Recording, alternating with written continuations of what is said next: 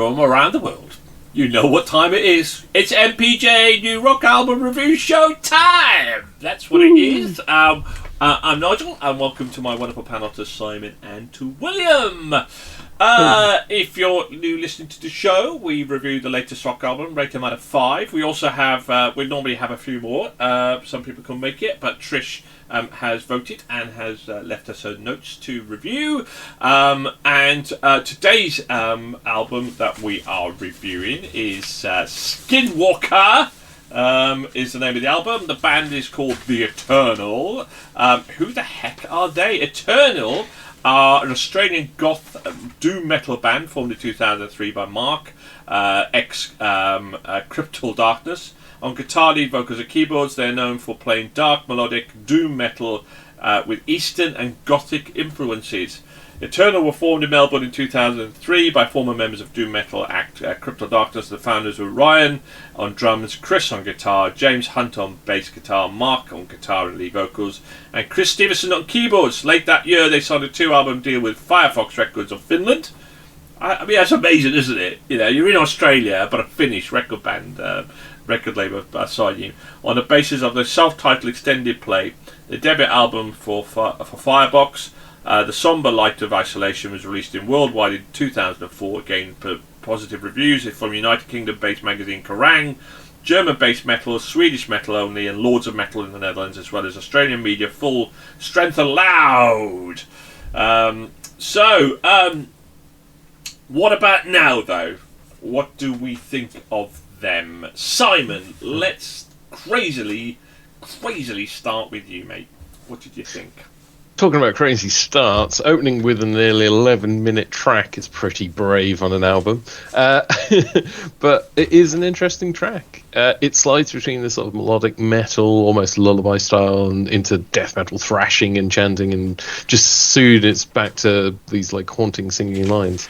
And this blending of styles continues on throughout the album, and I really enjoyed this sort of different approach.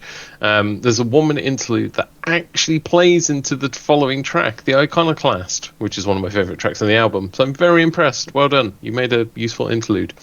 I'm reminded of old Camelot with some of the songs, which is never a bad comparison to make either.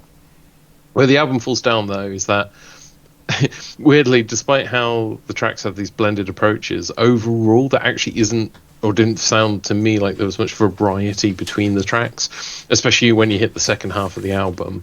And it's not until that last track, Shattered Remains, that I think things picked back up again. And overall, I enjoyed the album. I like the sound, but it did need a bit more variety to get a bit of a higher score.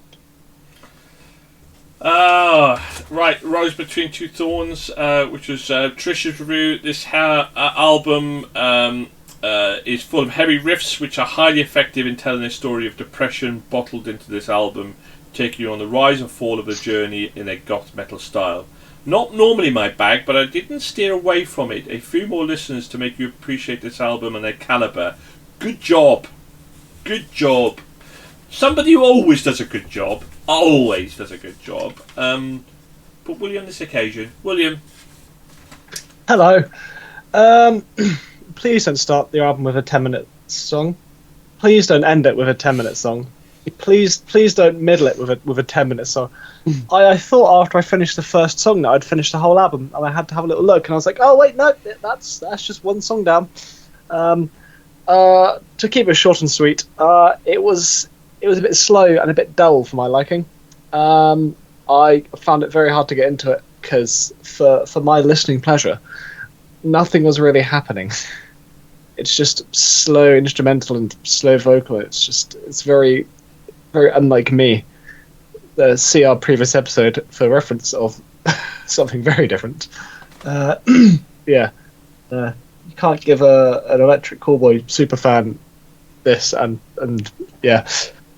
be surprised when their response is less than positive. It's alright, I suppose. Not my cup of tea. Well, listen, it's prog power metal with growlo. No,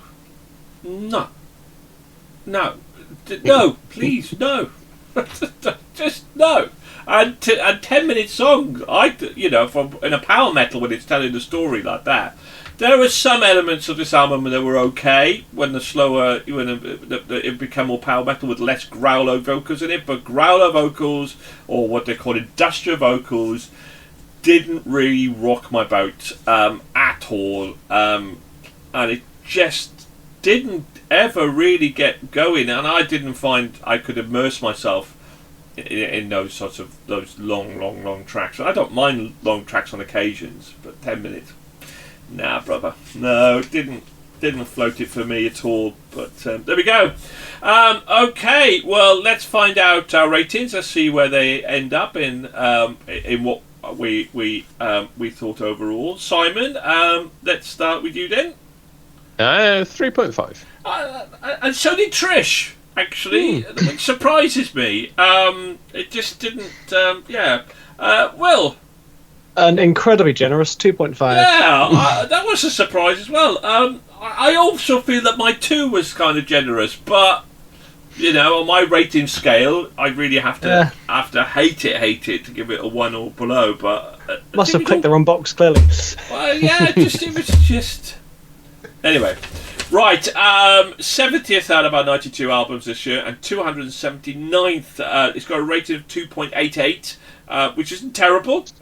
It's not terrible, and it's 279 out of nearly 400 albums so far. I think if you like that kind of, if you like a bit of power metal and you like that merger with prog metal and that kind of more doom metal sound, which is what these are, then you'll really enjoy this album if it's your cup of tea. I mean, the production is absolutely fantastic on it. There's no two ways about that. And if you like the industrial singing, that's something that you're going to love and enjoy. But not quite a cup of tea. But actually, from Simon and Trish's point of view, not a bad album. Anyway, thank you very much for listening. Please hit the like and subscribe button. Leave a comment below. Do you agree? Do you disagree with our comments? And spread the word. Thank you very much. Goodbye for now. Bye. Bye.